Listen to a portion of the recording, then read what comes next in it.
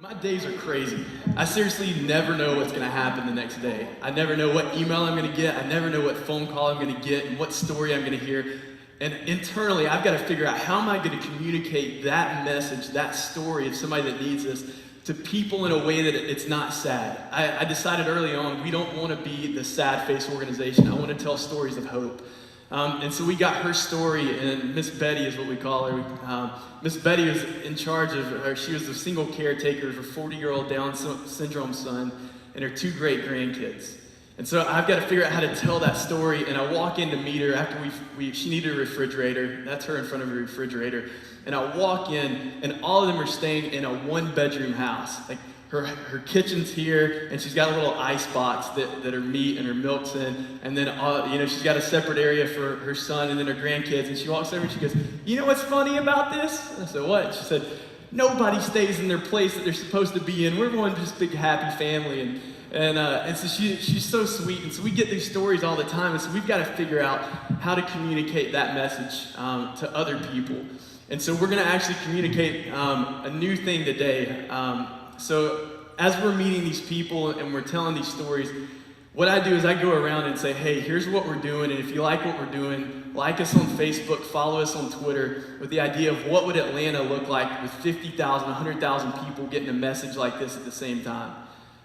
So what we're going to do, the easiest way to get involved, if you text the words "Follow Be Remedy" to 40404. If you want to do it right now, if you're on Twitter, that'll just make sure that you're getting mobile updates from us. That's all that does. If you'd rather just follow us on Twitter, that's okay, but mobile updates help you get the updates immediately. And at 12 o'clock today, the reason I shared her story with you is we're going to post another need really similar to hers. It's 2 parents and a couple kids, and the parents are sleeping on the floor. They don't have a bed for themselves. So for that family, we need to provide a refrigerator and a bed for them. So at 12 o'clock, we're going to post a need, and if this community, Jeff and I talked about it, and one of the slogans of Plywood people is to be known by the problems we solved.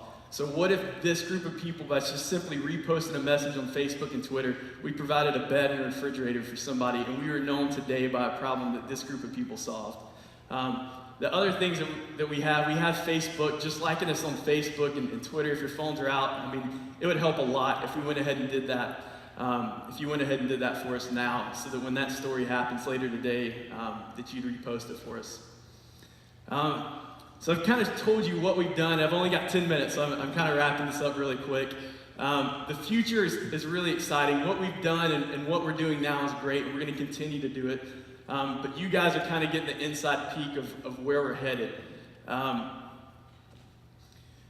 The concept of Be Remedy has always been local, but it's never been small. And the concept that I truly believe in is that we have the resources in every community to meet the needs of that community. If you're smart, you're thinking ahead, you're like, well, wait, no, there's a handful of places where that doesn't work. We've got kind of a 10-year plan for that, where we're gonna start here, and then we're gonna evolve this plan out into parts of the world where this system doesn't work. But what we're doing, I'm gonna be the guy with the tight T-shirt on that thinks he's really clever right now. But we actually are building a social tool to take what we're doing in Atlanta and take it nationwide and ultimately worldwide. And what that's actually going to do is we're going to actually be able to have a global giving community of people that are ready to give. We're going to interact them with brands and churches and social organizations, and we're going to collectively take on these problems. So that's kind of the snapshot of it. So a lot of what Simon was talking about, we've already talked and we're already on the same page. What we're building is going to be not the answer, but it's going to be a tool to measure some of this stuff, and it's going to be we hope that it's going to be a player in that. So Jeff, you can come on up. So what we're doing today is in hope of collaboration. We're looking for 3 things as we move forward. We're looking for developers that want to help us develop this technology that we're building. We need more social media strategists. If you're a social media guru or just would love to help us tweet and sit down with us a couple times and think about our strategy as we're launching this nationwide and worldwide, I'd love for you to come on board with us.